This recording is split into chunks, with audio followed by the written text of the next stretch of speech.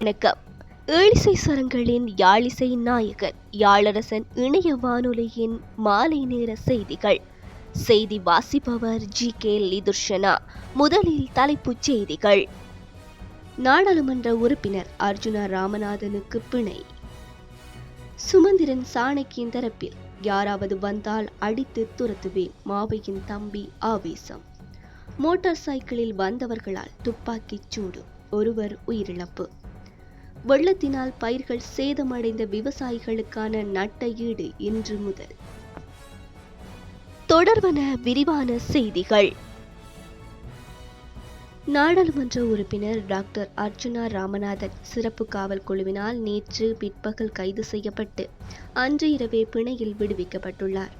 Police ஊடக பிரிவு தொடர்பு கொண்ட போது அனுராதபுரம் நீதவான் நீதிமன்றம் அவரை தலா 2 லட்சம் ரூபாய் மதிப்புள்ள 2 சரீர பிணைகளில் விடுவிக்க முடிவு செய்துள்ளதாக கூறியுள்ளது. அதன்படி இந்த வழக்கு பிப்ரவரி 3 மீண்டும் விசாரணைக்கு வரவுள்ளது. கடந்த வாரம் அனுராதபுர போலீஸ் பிரிவுக்குட்பட்ட பகுதியில் போக்குவரத்து விதிமுறைகளை மீறியமை, கடமையில் இருந்த போலீசாரின் கடமைக்கு இடையூறு விளைவித்தமை உள்ளிட்ட குற்றச்சாட்டுகள் பாராளுமன்ற உறுப்பினர் அர்ஜுனா மீது சுமத்தப்பட்டிருந்தமை குறிப்பிடத்தக்கது. ஹொஸ்கோட போலீஸ் பிரிவின் மஹிந்துருவ பகுதியில் உள்ள ஒரு வீட்டின் முன் இன்று காலை மோட்டார் சைக்கிளில் வந்த ஒருவர் துப்பாக்கிச் சூடு நடத்தி ஒருவரை கொலை செய்துள்ளனர்.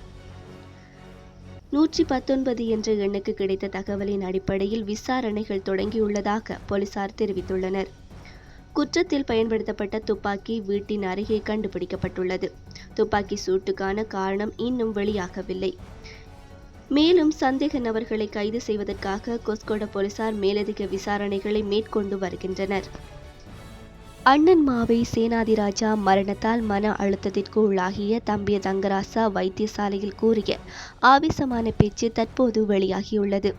அதாவது, அண்ணாவை கொன்ற சுமந்திரன் சாணக்கியின் தரப்பில் யாராவது வந்தால் அடித்து துரத்துவேன் என வைத்தியசாலையில் ஆவேசமாக தெரிவித்துள்ளார்.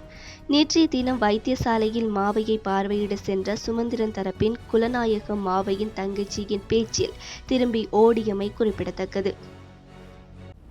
கடந்த வருடம் நவம்பர் மாதம் வெள்ளத்தினால் பயிர்கள் சேதமடைந்த நிலையில் விவசாயிகளுக்கான நட்ட ஈடு இன்று முதல் ஆரம்பிக்கப்படவுள்ளதாக விவசாய மற்றும் கமநல காப்புறுதி சபை தெரிவித்துள்ளது. பொலனறுவை, முல்லைத்தீவு, வவுனியா மற்றும் திருகோணமலை ஆகிய மாவட்டங்களிலிருந்து நட்ட ஈடு வழங்கப்படவுள்ளதாக அதன் தலைவர் பேமசிறி ஜசிங்கராஜி தெரிவித்தார். அதன்படி பயிர்கள் சேதமடைந்த விவசாயிகளின் கணக்கில் வைப்பிலிட நடவடிக்கை எடுக்கப்படும் என்றும் அவர் குறிப்பிட்டார். செய்திகள் நிறைவடைகின்றன.